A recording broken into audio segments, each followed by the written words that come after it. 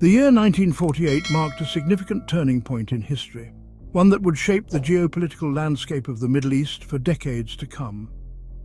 It saw the birth of Israel, a momentous event celebrated by Jews worldwide as the realization of a long-held dream. However, this moment of jubilation for some was a moment of profound loss for others. It also witnessed the displacement of hundreds of thousands of Palestinians who were forced to leave their homes and lands. This event, known as the Nakba, which means catastrophe in Arabic, is central to understanding the conflict. The Nakba is not just a historical event, it is a living memory that continues to influence the Palestinian identity and their struggle. Palestinians lost their homes and land. They became refugees, scattered across the Middle East, living in camps and facing an uncertain future. The loss of their homeland is a wound that has never healed. The following decades saw wars and uprisings, each conflict adding layers of complexity and bitterness to the already fraught situation. The wars of 1956, 1967 and 1973, among others, left deep scars on both sides. Israel gained control of the West Bank, Gaza Strip and East Jerusalem in 1967, following the Six-Day War. These territories were meant to be part of a future Palestinian state, but they remain under Israeli control to this day. The Palestinian territories, meant to be part of a future Palestinian state, remain under Israeli control. The presence of Israeli settlements in these areas has further complicated the prospects for peace. This occupation is a major source of tension and violence. The daily reality of checkpoints, military presence, and restricted movement fuels resentment and anger among Palestinians. The Palestinian struggle for self-determination lies at the heart of the conflict. For Palestinians, the fight is not just about land, but about their right to exist as a free and independent people. Palestinians demand an independent state, a homeland where they can govern themselves and live in peace. This demand is a fundamental aspect of their national identity and aspirations. They also demand an end to the occupation and the right of return for refugees. The right of return is a deeply emotional issue, symbolizing the hope of reclaiming lost homes and restoring justice. Israel, on the other hand, prioritizes its security concerns. Surrounded by hostile neighbors and facing threats from various militant groups, Israel's focus on security is a matter of survival. It cites historical and religious ties to the land, viewing it as the ancestral homeland of the Jewish people. These ties are deeply ingrained in the Israeli national consciousness and are a core part of their identity. These competing narratives fuel the cycle of violence. Each side has its own story, its own sense of justice, and its own vision for the future, making compromise incredibly challenging. Each side feels justified in its actions. Palestinians see their resistance as a fight for freedom and justice, while Israelis view their actions as necessary for their security and survival. Each side sees the other as the aggressor. This mutual perception of victimhood and aggression perpetuates the conflict, making it difficult to find common ground. This makes finding a peaceful resolution extremely difficult. Numerous peace talks and negotiations have failed, often collapsing under the weight of mutual distrust and uncompromising positions. The conflict is not just about land, it is about identity, justice, and the right to exist. It is about two peoples with deep historical and emotional ties to the same land, struggling to find a way to coexist. It is about identity, justice, and the right to exist. The human impact of the conflict is profound, affecting the daily lives of millions of people. It is a struggle that goes beyond politics and borders, touching the very essence of who they are. The Israeli military has launched numerous operations in the Palestinian territories over the years, each with significant and far-reaching consequences. These operations are often justified by the Israeli government as necessary counter-terrorism measures aimed at neutralizing threats and ensuring the safety of its citizens. However, the reality on the ground is that these military actions frequently result in substantial civilian casualties and widespread destruction of property and infrastructure. One of the most notable and devastating operations was Operation Cast Lead, which was launched in Gaza from late 2008 to early 2009. The operation, which was primarily aimed at weakening Hamas, resulted in the deaths of over 1,400 Palestinians, a significant portion of whom were civilians. The human cost of these operations is immense, with many innocent lives lost and countless others forever altered by the trauma and loss. The aftermath of such operations leaves lasting scars on the community, both physically and psychologically. The destruction of infrastructure, including homes, schools and hospitals, cripples the economy and makes daily life a constant struggle for survival. The ever-present threat of military action creates a pervasive climate of fear and uncertainty, making it difficult for Palestinians to live normal, peaceful lives.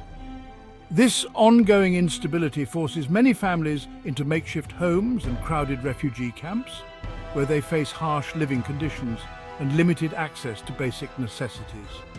The use of disproportionate force by the Israeli military is a major point of contention and has been widely criticized by international observers. Critics argue that Israel's military responses are often excessive and do not adequately distinguish between combatants and civilians. They point to the high number of civilian casualties as evidence of the disproportionate nature of these operations. Additionally, the destruction of civilian infrastructure, such as schools, hospitals and homes, further exacerbates the humanitarian crisis in the region. The loss of these essential services disrupts education, healthcare and the overall well-being of the population, making recovery and rebuilding efforts even more challenging. The impact of these military operations extends far beyond the immediate casualties, affecting every aspect of daily life and deepening the sense of despair and hopelessness among the Palestinian people. These actions also deepen resentment towards Israel, fueling anger and frustration that can lead to further violence and unrest. The cycle of violence is perpetuated as each military operation leads to more retaliation, creating a seemingly endless loop of conflict and suffering. The lack of accountability for alleged war crimes committed during these operations further exacerbates the situation, as calls for justice and investigations by international bodies often go unheeded. The establishment of Israeli settlements in the occupied West Bank is a major obstacle to peace. These settlements have been a contentious issue for decades, creating a complex and often volatile situation on the ground. These settlements are considered illegal under international law. The United Nations and various human rights organizations have repeatedly called for a halt to their expansion, citing numerous violations of international statutes. They are built on land claimed by Palestinians for their future state. This land is not just a matter of territory. It holds significant cultural, historical and emotional value for the Palestinian people. The settlements are not just houses. They include schools, shopping centers and other infrastructure that supports a growing population, making their removal increasingly complicated. They are part of a broader system of control. This system is designed to maintain security and order, but it also imposes severe restrictions on the daily lives of Palestinians. This system includes roads, checkpoints and military infrastructure.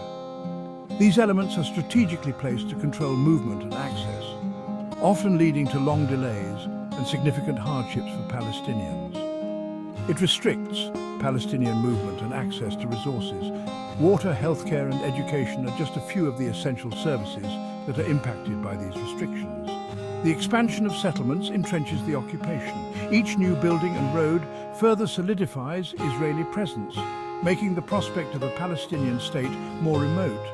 It makes a contiguous and viable Palestinian state increasingly difficult to achieve. The fragmentation of Palestinian territories disrupts community life and economic development. The presence of settlements also leads to friction and violence between settlers and Palestinians. These confrontations often escalate, resulting in injuries and sometimes fatalities on both sides. The international community has condemned the settlements. Despite numerous resolutions and statements, the situation remains largely unchanged, highlighting the complexity and intractability of the issue. However, Israel continues to expand them. New construction projects are frequently announced, further complicating peace efforts and negotiations. This sends a message that it is not serious about a two-state solution. The continued expansion is seen by many as a direct challenge to the feasibility of a peaceful resolution. The settlements remain a major stumbling block to peace.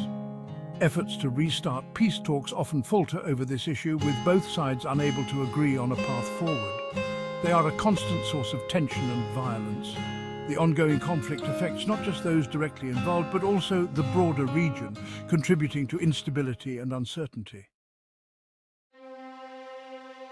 Section 4. Homes turned to rubble, demolitions and displacement. The demolition of Palestinian homes is another contentious issue. Israel demolishes homes for various reasons. This includes lack of permits, alleged involvement in attacks and punitive demolitions.